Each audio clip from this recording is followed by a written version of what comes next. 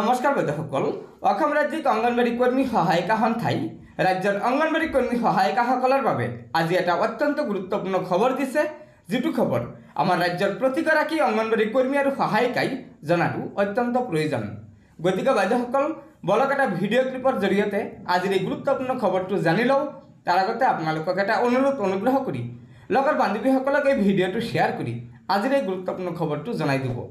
আৰু নতুনকৈ অহা বাইদেউসকলে পৰৱৰ্তী সময়ত ৰাজ্যৰ অংগনবাড়ী কৰ্মী আৰু সহায়িকাসকলৰ বিভিন্ন খবৰসমূহ সম্পূৰ্ণ শুদ্ধ তথ্যৰ ওপৰত পোনপ্ৰথমে পাবলৈ অনুগ্ৰহ কৰি আমাৰ এই চেনেলটো ছাবস্ক্ৰাইব কৰি ল'ব। গতিকে বাইদেউসকল বলক আমি আগবাঢ়ি যাওঁ। আপোনালোকক জনাবলৈ পাৰি সুখী হৈছে আমাৰ মাজত অখিল ভাৰতীয় চাহ মজদুৰ সংঘৰ সম্পাদক মহোদয় আপোনালোকে এই দাবী হৈছে ন্যায্য দাবী। আপোনালোকে যি দাবী কৰিছে সেইটো কোনো ধৰণৰ চৰকাৰৰ কাৰণে নহয়, কোনো ডাঙৰ কথা নহয়। তেওঁলোকে 25 লাখ টকীয়া কেন্দ্ৰ বনাব পাৰে, ডাঙৰ ডাঙৰ তেওঁলোকে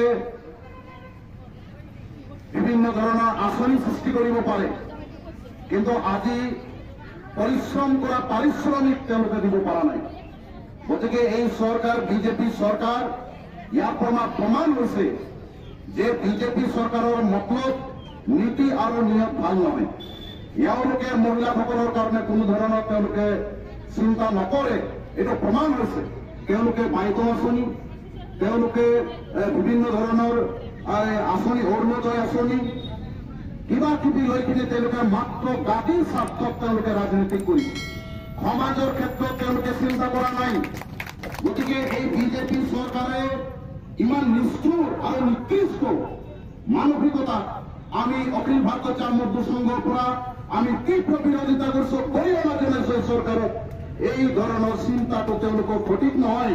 তেওঁলোকৰ অহংকাৰ, তেওঁলোকে যিটো গাদ্দিৰ যিটো আজি মতলীয়া হৈছে, চৰকাৰ দিল্লী আৰু দিছপুৰ ডাবল ইঞ্জিন চৰকাৰ, এই চৰকাৰ থকাৰ পিছতো আজি অংগনবাড়ী কৰ্মী সহায়কজনক সামান্য মাননি বৃদ্ধি কৰাৰ সাহস নাই।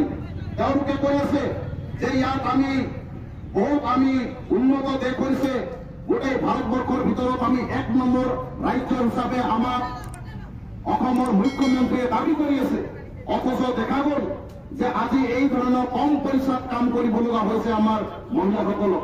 আমি স্বাভাৱিকতে এই চৰকাৰৰ যি নীতি আৰু আকৰ্ষণ মনোভাৱ, এই আকৰ্ষণ মনোভাৱত আমি উদ্ঘাট জনাইছো। অহা সময়ত আমাৰ এই অংগনবাড়ী কৰ্মী সহায়িকা অকল আপোনালোকৰ লগতে সীমিত নাথাকে। আমি অখিল ভাৰতীয় চাহ মজদুৰ সংঘৰ তৰফৰ পৰা আমি আহ্বান জনাম যে প্ৰত্যেকটা বাগানত যাতে আপোনালোকে ভ্ৰমণ যাতে ৰেলী ওলাই, প্ৰত্যেকটা লাইনত যাতে তেওঁলোকে এটা এই সংগ্ৰাম আৰু শক্তিশালী কৰি হোৱাৰ কাৰণে যাতে প্রত্যেকটা বাগানে বাগানে যাতে এই অঙ্গনবাড়ী কর্মী সহায়িকার সংগ্রাম আরো তীব্রতর হয়। আর এই সরকার যে শ্রমিক বিরোধী, এই বিজেপি সরকার যে মহিলা বিরোধী, এই কথাটো যাতে আমার বাগান শ্রমিক সকলে যাতে গম পায়। গতিকে রাইজসকল আপোনালোকে এই সংগ্রাম আরো শক্তিশালী ভাবে আপোনালোকে আগবঢ়াই যাওক। আমি আপোনালোকৰ লগত আছো। আমি নিশ্চিত ৰূপত আমি যি সীমিত শক্তি যি আমাৰ আছে তাৰ লৈ আমি আপোনালোকক সদায় আমি আগত থাকিম আৰু আগত থাকি লৈ কিনে আপোনালোকে এই সংগ্ৰামক আগবঢ়াই লৈ যোৱাৰ কাৰণে মই আহ্বান জনাইছো। গতিকে বাইদেউসকল এয়া নিশ্চয় আমাৰ ৰাজ্যৰ অংগনবাড়ী কৰ্মী সহায়িকাসকলৰ বাবে এটা অত্যন্ত গুৰুত্বপূৰ্ণ খবৰ। সেয়েহে লগৰ বান্ধৱীসকলক এই ভিডিঅ'টো শ্বেয়াৰ কৰি আজিৰ এই গুৰুত্বপূৰ্ণ খবৰটো জনাই দিব। আৰু নতুনকৈ অহা বাইদেউসকলে পৰৱৰ্তী সময়ত ৰাজ্যৰ অংগনবাড়ী কৰ্মী আৰু সহায়িকাসকলৰ বিভিন্ন খবৰসমূহ সম্পূৰ্ণ শুদ্ধ তথ্যৰ ওপৰত পোনপ্ৰথমে পাবলৈ অনুগ্ৰহ কৰি আমাৰ এই চেনেলটো ছাবস্ক্ৰাইব কৰি ল'ব। গতিকে আজিৰ ভিডিঅ'টো ইয়াতে সমাপ্ত কৰিলোঁ। ধন্যবাদ। জয় অসম।